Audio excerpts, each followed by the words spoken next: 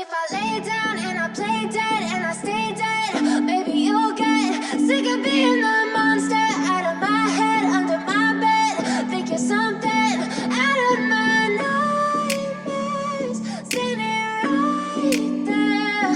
But if I lay down and I play dead and I stay dead.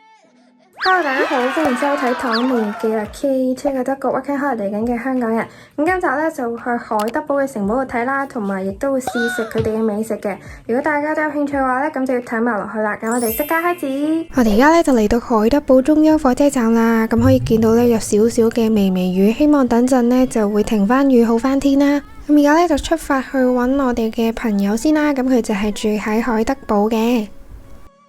我哋第一站睇嘅呢就係海德堡大學嘅其中一個校區。咁海德堡大學呢就係喺海德堡其中一間大學啦。咁佢呢嘅校舍呢就分佈喺海德堡唔同嘅區域。重點呢就係喺呢度讀書呢係唔使學費㗎。喺德國呢亦都係非常之出名嘅一間名校啦。咁呢一個校區呢就主要係醫學系嘅一個校區嚟嘅。咁不過因為今日呢係星期六啦，咁所以好多地區呢都係唔開放，而且可以見到好少學生嘅。因為佢成個校區呢都非常之大啦，咁我哋都係喺外面行一圈呢就完啦。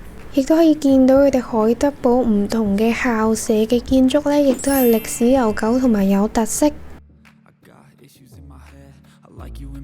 But you keep me on red, oh, everything is like a test. I better not text or I'll come off desperate. But if I lay down and I play dead and I stay dead, baby. 咁沿住大學嘅校區一直行呢，我哋就嚟到佢哋嘅老城區，即係市中心啦。而喺市中心呢，亦都會有一個好繁華嘅購物街啦。沿住購物街嘅呢一個方向行呢，就可以好快咁去到海德堡嘅城堡啦。途中呢，亦都會有好多商店啦，同埋美食嘅。咁而家呢，就帶大家快速咁行下呢條街啦。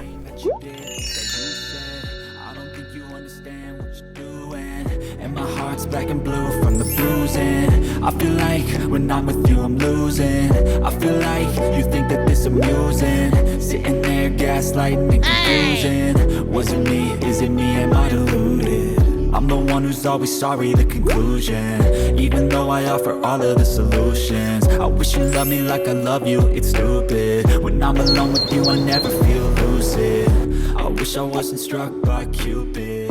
行咗一半呢，我哋亦都嚟到海德堡嘅大學圖書館。咁呢一個圖書館呢，就係海德堡大學嘅主要圖書館，亦都係最大嘅圖書館。不過佢裏邊呢，亦都有好多地方呢係不准拍照嘅，咁所以我哋都係喺走廊度快速咁帶大家行一個圈。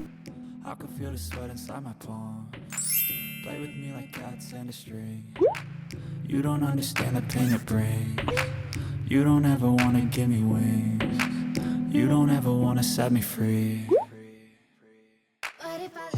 我哋呢就嚟到喺市中心嘅其中一個教堂。教堂呢最早嘅歷史呢可以追溯到17世紀，亦都經歷咗唔同嘅重建。可以見到佢外表同埋內部嘅裝飾呢都係比較新淨嘅，而內部嘅裝修呢就係新文藝嘅復興風格。可以見到裝修呢就係比較明亮同埋簡潔。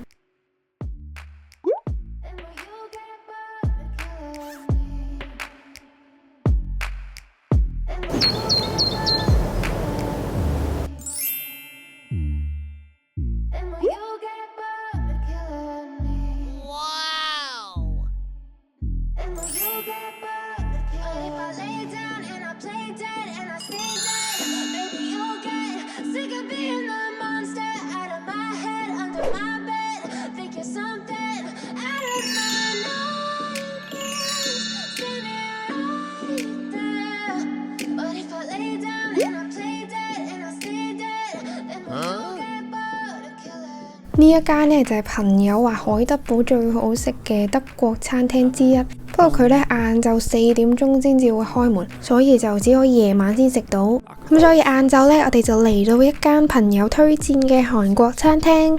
咁主要菜方面呢，我哋就嗌咗佢哋嘅石鍋拌飯啦，可以見到有好多唔同嘅配料。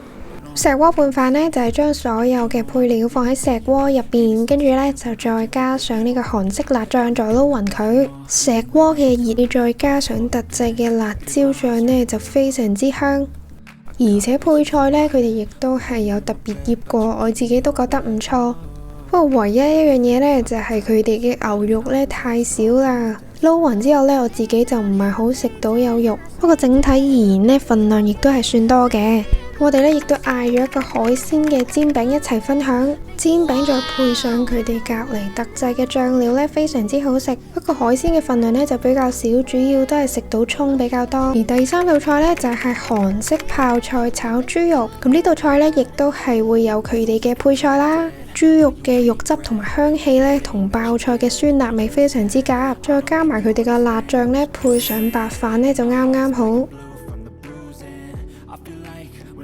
食完飯之後呢，我哋就嚟到海德堡其中一個最出名嘅教堂，就係聖靈堂啦。裝修呢，就係哥德式嘅風格，外牆呢亦都係用紅磚嚟砌成嘅。教堂嘅塔頂呢亦都非常之高，離遠呢就可以望到。參觀完教堂呢，亦都可以行上塔頂，就可以俯瞰成個海德堡啦。而其中一個景點呢，就係佢哋嘅物理窗啦。可以睇到窗嘅風格呢，就係偏紅色，而且寫咗愛因斯坦嘅其中一個公式同埋廣島原子彈投放嘅日期。上方呢亦都寫咗一段聖經嘅經文，藉此呢就強調核武器嘅危險同埋強調和平嘅重要性。而教堂外面呢，亦都係一個富有歷史嘅廣場。咁而家呢，我哋亦都慢慢向住海德堡城堡嘅方向向前行。離開教堂一直再往前行呢，就會嚟到卡爾斯門。佢就係一座歷史悠久嘅城門，喺以前呢，就係用於連接內城區同埋外城區嘅，為咗免受外敵嘅威脅而建造。而家呢，亦都係成為重要嘅歷史遺跡之一。而中間嘅呢條河流呢，就係內卡河，沿住橋邊行呢，亦都可以欣賞到內卡河沿岸嘅風景。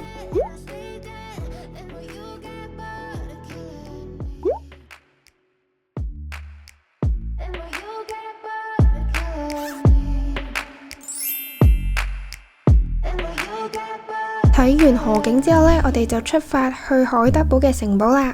海德堡嘅城堡呢，就係位於比較山上嘅地方，如果係徒步行上去呢，就大概係行20分鐘嘅斜路。如果唔想行斜路嘅話呢，佢亦都會有纜車嘅選項，不過纜車就會比較貴，一程呢就要8歐，咁來回呢就大概係16歐。不過行上去嘅路呢，都係真係比較斜，咁所以大家呢就自己選擇啦。海德堡城堡呢，就真係海德堡最出名嘅地標之一啦。佢就係位於市中心嘅山頂嘅位置，由城堡望落去呢，就可以俯瞰晒成個嘅海德堡同埋遠處嘅山脈。城堡嘅附近呢，亦都有唔同嘅花園啦，同埋俾遊客散步嘅小徑。有興趣嘅話呢，亦都可以入城堡參觀，不過呢，就要支付入場費。